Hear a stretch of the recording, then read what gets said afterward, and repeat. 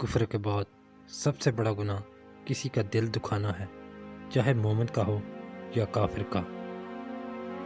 دعا کے وقت کسی گناہ یا اطاعت کا خیال دل میں لانے کے بجائے خدا کی رحمت پر نظر رکھنی چاہیے۔ جسے دیکھو اسے اپنے سے بہتر سمجھو، اگرچہ تم اطاعت گزار ہو اور وہ گناہ گار ہو سکتا ہے کہ یہ تمہاری آخری اطاعت ہو اور اس کا آخری گناہ۔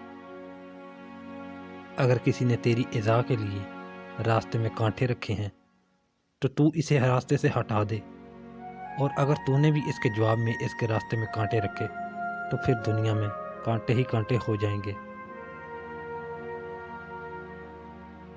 جو کچھ خدا کی راہ میں خرچ کیا جاتا ہے، وہ کتنا ہی زیادہ کیوں نہ ہو، وہ اسراف نہیں ہے۔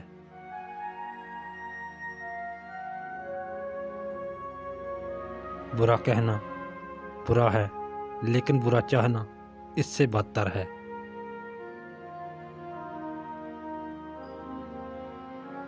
سچے درویش کو چاہیے کہ وہ نہ خوشی سے خوش ہو اور نہ غم سے غمگین ہو۔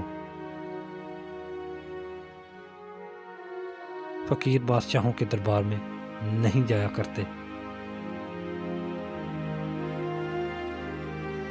عشق الہی کا جوش اولیاء کرام میں پایا جاتا ہے، جو حضرت آدم علیہ السلام کے طفیل سے ہے۔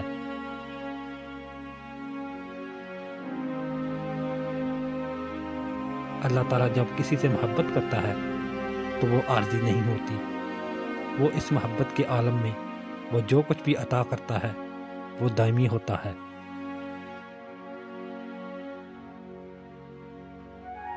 ہمسائے کا حق اس قدر ہے جس طرح ماں باپ کا ہے۔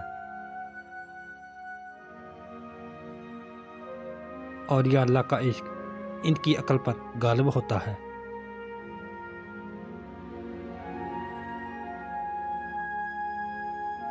جس سے والدین راضی نہیں، اس سے اللہ تعالیٰ بھی راضی نہیں۔ اپنے دل کی ہمیشہ حفاظت کرو، جو اس پر قادر ہوا وہ کبھی نہیں بھٹکے گا۔ ولی اللہ جو بھی کرتے ہیں وہ اللہ تعالیٰ کے لیے کرتے ہیں، ان کی نیت حق کی ہوتی ہے۔ معرفت کی نشانی یہ ہوتی ہے کہ اس میں خاموشی ہوتی ہے۔